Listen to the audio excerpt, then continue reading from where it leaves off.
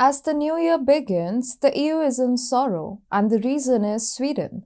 While prosperity bells are ringing in the rest of the world, Sweden has rung EU's death knell. The European Union is heading towards a difficult summer because one of its long-standing and staunch foes has taken on the presidency with a befitting reply to the EU's green madness.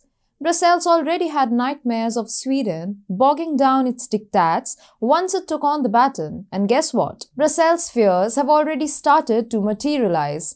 Hello and welcome to TFIGlobal, the foreign affairs and geopolitical analysis arm of the TFI Media Group. I'm your host Vedika. Let's begin. Sweden recently took the EU presidency from the Czech Republic on January 1st, which has given sleepless nights to the bloc. The European Union was worried about Sweden's mandate laid by PM Kristersson recently.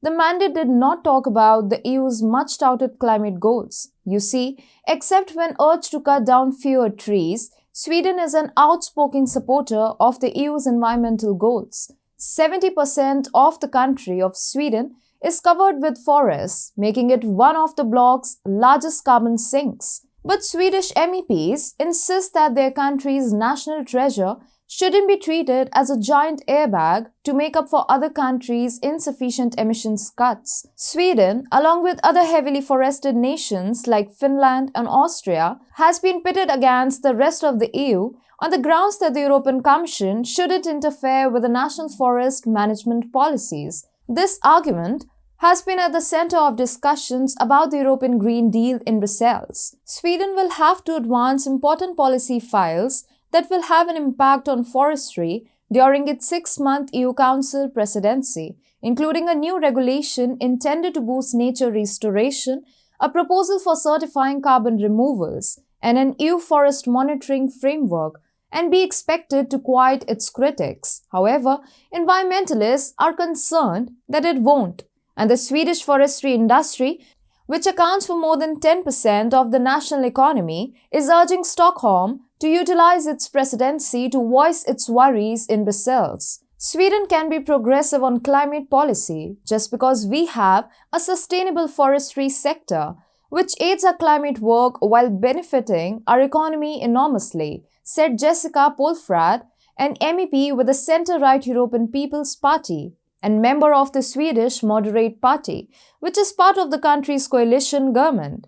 And I don't think it's proper that our forestry sector should be regulated by people with little or no understanding of this. Even Green MEP Per Holmgren agreed that it is important that we don't regard the forest in Sweden as the big solution for all of Europe, and urged each nation and sector to contribute to the reduction of emissions. The EU's institutional architecture gives the country with the rotating 6-month presidency of the Council of the EU a central role in setting and progressing the bloc's policy agenda, and Sweden is very clear on its priorities. The bloc's opposition parties have raised concerns over the country's stature, which does not talk about climate. The Liberal caucus of the bloc is going all out against Kristersson's proposed mandate. You see, Sweden is one of those countries which has always been at tussle with the EU when it came to either its policies or its stance over the Russo-Ukraine conflict. It has outrightly denied following the EU's irrational climate policies, as earning bread is more necessary for the country rather than bickering about first world issues.